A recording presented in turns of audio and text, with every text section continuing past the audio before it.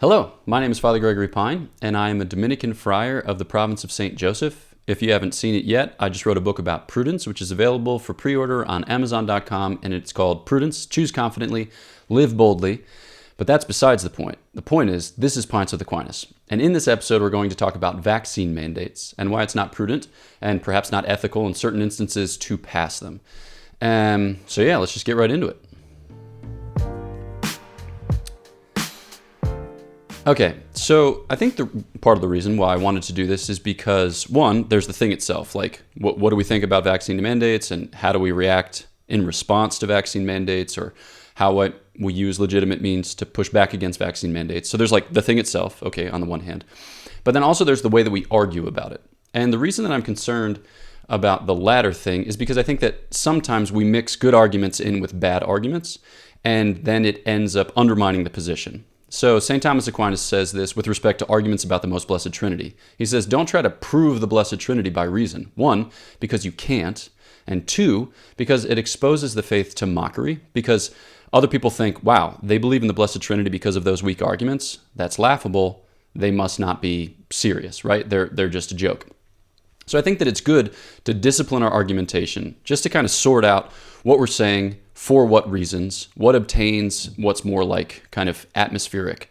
So I think that there are certain things that you often hear said in these conversations, and they concern the way in which we are being communicated to or being communicated with, whether by the government or by the media or by whomever, okay? So I think it's good to talk about those things first, and then we'll talk about the substantive issue second. Okay, so when it comes to communication, all right, the first thing that we notice is the fact that over the course of the past 2 years, the way that this has been billed has changed, okay? So, like at the beginning of the pandemic, if you were to say that it came from a lab, you were persona non grata. Joe Rogan pointed this out in the clarification that he gave after there was an uproar regarding 2 of his episodes on his podcast. So if you were to have said that at the beginning, persona non grata, now it seems widely accepted in the scientific community. So too with like the efficacy of cloth masks.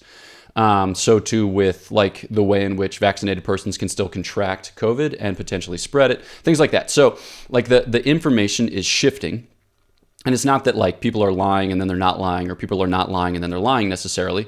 It's just that we're gathering more data. But along the way, many of the persons who communicate this data don't really exhibit any epistemic humility. So they're not like, this could be true, this could not be true, hard to say. It's always like, this is definitely the case. Maybe it's not always like that, but it's often like that. This is definitely the case, and anyone who says otherwise should, suffer the consequences. It's like, yikes, okay? But as a result of which, that's made us, I think, very skeptical about communication during the pandemic because, we just suspect that we're being manipulated or controlled, lied to, whatever it is. Okay. So that's the first thing, just like kind of trust issues regarding communication. The second thing is like inconsistency, as it were.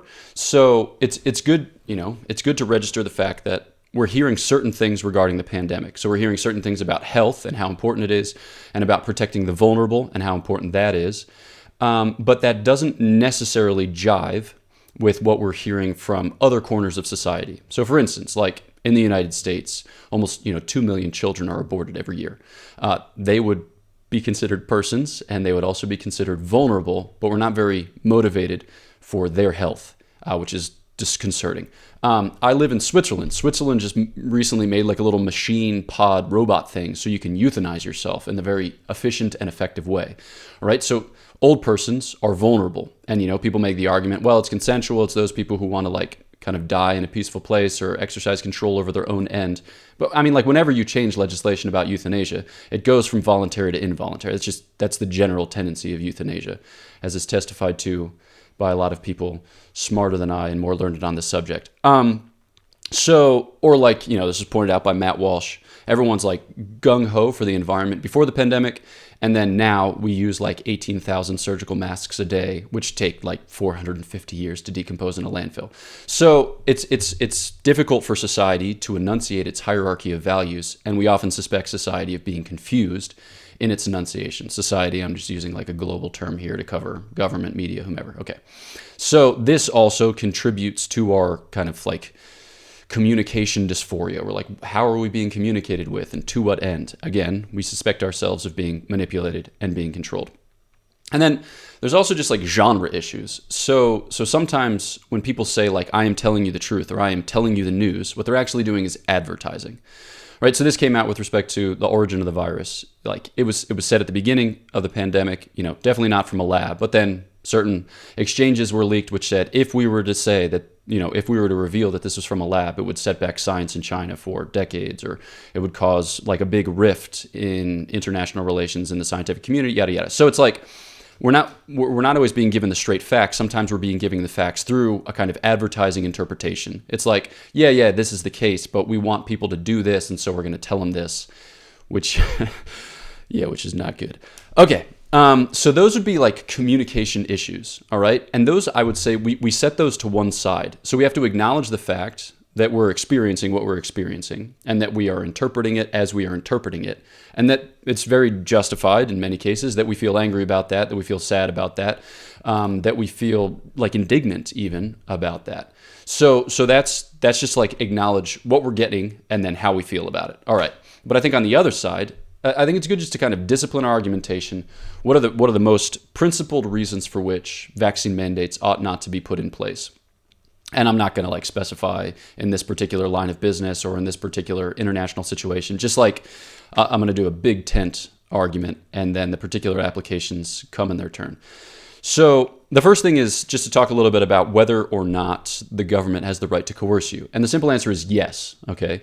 So sometimes the government is going to tell you to do things which are contrary to your will, and that's just part of government. Okay. Depending on what theory you espouse for the origin of government, this coercive power either comes from God, or it comes from the consent of the governed, or it comes from, like the might wielded by those who are in authority. But yeah, just in a kind of typical Catholic situation, we would say that, this is a derivative power from God, right? So we have the capacity as persons made to the image of God to constitute governments, and in the context of those governments to coerce for the common good, because governments are for the common good, which we sometimes lose sight of, but they are. So in the context of this polity, we're supposed to be having a common conversation about a common end and then working towards it. So a clear example of when the government can use coercive means so as to marshal its forces, right, for some good end. You can think about like war, okay? So your country is attacked by an unjust aggressor, and you need to defend your borders in order to repulse that unjust aggressor. The government can do a lot of things, right? When you talk about the Civil War and things that Abraham Lincoln did, some of those things I think are beyond the pale, right? Like suspending habeas corpus, for instance, no good. Or like the writs of mandamus, also not good. But like conscription, for instance, like marshaling a force sufficient in size and in strength to repulse that aggressor, I think that would be a legitimate use of government. So it's not just that like we can't be coerced, period. It's not just like my body, my choice, like use their own rhetoric against them. But it's a sense of like, okay, what merits coercion given the situation and then given the means at our disposal? Okay, so the situation is bad, right? It's a global pandemic. People die of it. We need to be able to acknowledge that, or else again, we sound crazy, right? So if you're like, COVID doesn't matter, COVID never mattered, like, yeah, my best friend died of COVID, but it doesn't matter and it never mattered. That's like alarm bells go off in the minds of the opposition, like this person is unhinged. So we just have to like be conscious of the fact that a lot of people have died. That's not nothing. Okay. So might the government exercise coercive means in order to control the spread of the disease, or, prevent people from dying or hospitals from getting overwhelmed? Yeah. I mean, it seems like a legitimate use of government power. And that's just what we've seen everywhere, with like lockdowns and whatever, like restrictions placed on the right to travel and blah, blah, blah, and thus and such. Okay.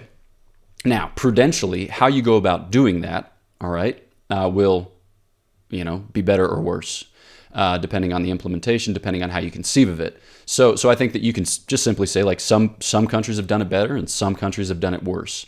Concerning vaccine mandates, okay, this would be a particular type of coercion, which is more interior, I think, than other types of coercion. Like it's something that you're actually putting in your body. And that's not just like in a material, like a crassly material sense, but it strikes more to the core of who you are insofar as it's a very invasive medical choice. So like I, for instance, don't like traffic cameras. There are lots of traffic cameras in Washington, D.C. where I'm assigned. There are lots of traffic cameras in Freiburg, Switzerland, where I am also assigned. And I hate that, right? Because it seems to me like invasive. Like I'm just trying to drive here, and sometimes I go more than 4 kilometers over the speed limit, and I don't like to have my picture taken and a huge bill sent to me. But that just touches my money, which I don't have much of / any of. But like a vaccine, that's a different thing because it's actually something that would be in my body, and that's a different consideration. Okay, so then here's the argument. This I think is just the argument in Nuce. It seems that as data comes out, as studies are produced, that we're still uncertain as to the overall efficacy and then the potential drawbacks. Okay. We're not sure of the potential drawbacks of the long-term effects of COVID, right? We're still gathering data on that too, okay? But if you catch COVID, it's something that comes from without and kind of happens to you. It's not a choice that you make to get COVID, except in certain situations. I guess some people do that. So when people make the equivalence like, you don't know the long-term effects of COVID, you don't know the long-term effects of the vaccine, so they're basically comparable. I would say no, because they're different exercises of agency. So when you exercise your agency to get a vaccine, that's a choice that you are making to do the thing, all right?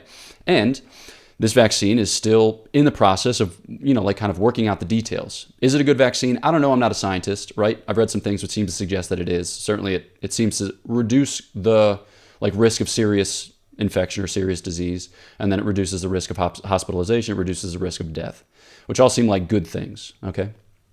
But also, it's new. The technology has been around, but as to its implementation, it's new. And there are still some studies that come out which aren't entirely clear as to how it compares to just getting COVID and blah, blah, blah, and thus and such when it comes to long-term effects.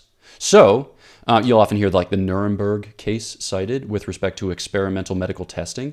I just think that in the case of medical experimentation, which this can qualify in a loose sense, and something like a choice, which is coercive, which demands of you something that's very interior, something very personal, something that touches to the core of your being.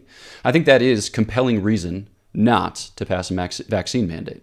I think that is good reason. So that's my basic argument, okay? And I typically limit myself in conversation to just that argument, all right?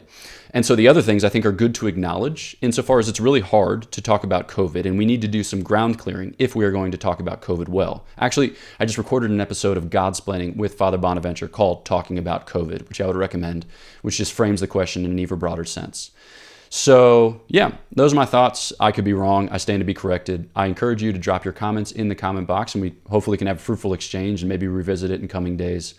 Please God, it becomes less and less of an issue, and then yeah, it troubles us all less. So that's what I got for you. All right, this is Pints with Aquinas. If you haven't yet, please do subscribe to the channel. Push the bell, get email updates of all the things that will come out in coming weeks. And then if you haven't yet, do check out Godsplaining, which is the podcast I mentioned, which I contribute to with 4 other Dominican friars. Weekly episodes and other fun stuff besides. And then, yeah, like I mentioned, I just published a book called Prudence, Choose Confidently, Live Boldly, a lot of the principles of which are brought to bear in, concrete choices like this one. So recommend that. It's available on Amazon for pre-order. And last thing is Godsplaining. We're having some retreats this summer. So a retreat for, all comers, a retreat for young adults, and then a young men's wilderness retreat. Those are in July and August. So check out godsplaining.org for those details. And I think that's what I got for you. So my prayers are for you. Please pray for me, and I will catch you next time on Pints with Aquinas.